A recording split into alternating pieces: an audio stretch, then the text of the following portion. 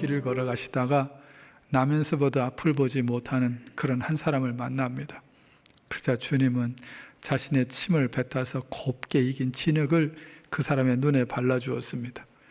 그리고 실로암 못에 가서 씻으라고 말씀하셨습니다. 그러면 낫겠다라고 하는 그런 뜻이었던 거죠. 이 사람은 주님의 말씀에 순종했고 그동안 보지 못하던 눈을 번쩍 떴습니다. 사람들이 이 사람을 보면서 의심을 합니다. 그 사람이 그 사람 같은데 방금 전까지만 해도 눈을 보지 못했었는데 이제 눈을 보고 있으니 믿을 수가 없었던 거지요. 바리새인들도 믿을 수 없기는 마찬가지였습니다.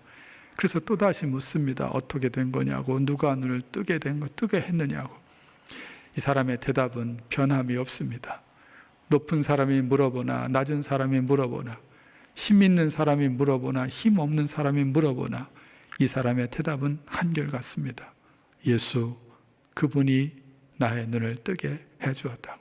태어나면서 지금까지 그 어느 것도 볼 수 없었던 눈이었는데 그분에 의해서 두 눈이 벌쩍 뜨인 것도 고맙고 감사한 일인데 사물 하나하나가 내 눈에 들어오는 것도 신기한데 그 눈으로 이제는 메시아까지 보고 있습니다.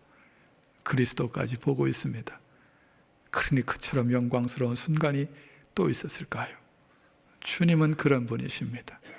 비록 출교를 당한다 할지라도 그분을 외면하지 않고 부인하지 않고 기꺼이 오직 예수 그분을 시인하고 붙들었던 이 사람에게 더욱더 엄청난 영광으로 놀라운 기쁨으로 감격으로 되돌려 주고 있었던 것이죠. 이게 하나님의 마음입니다.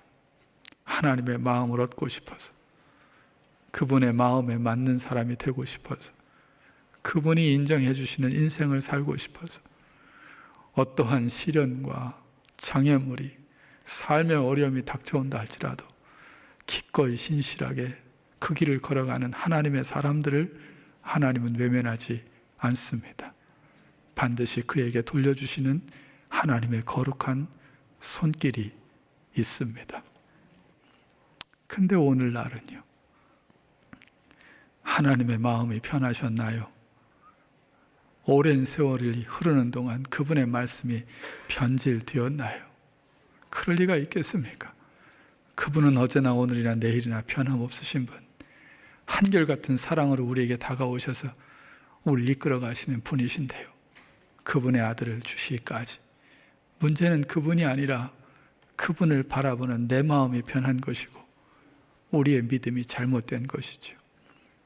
무슨 일을 만나든지 어떤 상황과 환경이 닥친다 할지라도 어떤 장애물이 놓인다 할지라도 걸어가야 될 생명의 길, 진리의 길을 걸어가면서 하나님의 사람이 되고 싶어서 하나님의 마음을 얻고 싶어서 그분의 마음에 맞는 자가 되고 싶어서 그분이 인정하는 인생을 살고 싶어서 몸부림쳐야 되는데 그렇게 살다가 그 몸과 마음에 어떤 상처와 아픔과 흔적이 남는다 할지라도 오히려 그것을 기쁨으로 알고 달려가야 되는데 언제부터 바뀐 거죠.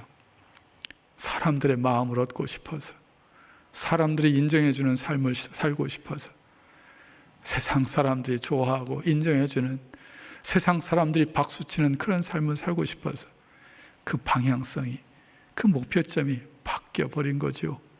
변질된 것이죠. 그러다 보니까 하나님의 마음도 놓쳐버리고 세상 사람들의 마음도 놓쳐버리고 이렇게 지금 신뢰는 바닥으로 떨어지고 만 것이죠. 이 사람처럼 출교 아니라 죽음이 내 앞에 다가와 있다 할지라도 오직 예수, 내 삶을 새롭게 태어나게 하신 예수 그리스도, 그분을 부인하지 말았어야 되는데 그분을 외치는 목소리가 작아지지 말았어야 되는데 그걸 못했던 것이죠. 사랑하는 성도 여러분, 처음 우리가 주님을 인격적으로 경험했을 때 그 모습처럼 우리 다시 일어서면 어떨까요? 다시 시작하면 어떨까요? 진정한 하나님의 사람이 되고자 하는 그 길을 걸어가면 어떻겠습니까?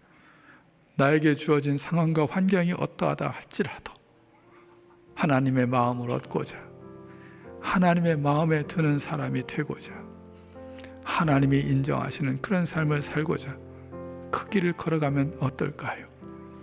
그 길을 걸어가다가 어떠한 장애물을 만나고 아픔을 만나고 시련을 만난다 할지라도, 그것 때문에 내 온몸과 마음이 만신창이가 된다 할지라도 오히려 그 상처와 흔적을 보면서 기뻐할 수 있는 사람이 될 수 있으면 어떨까요?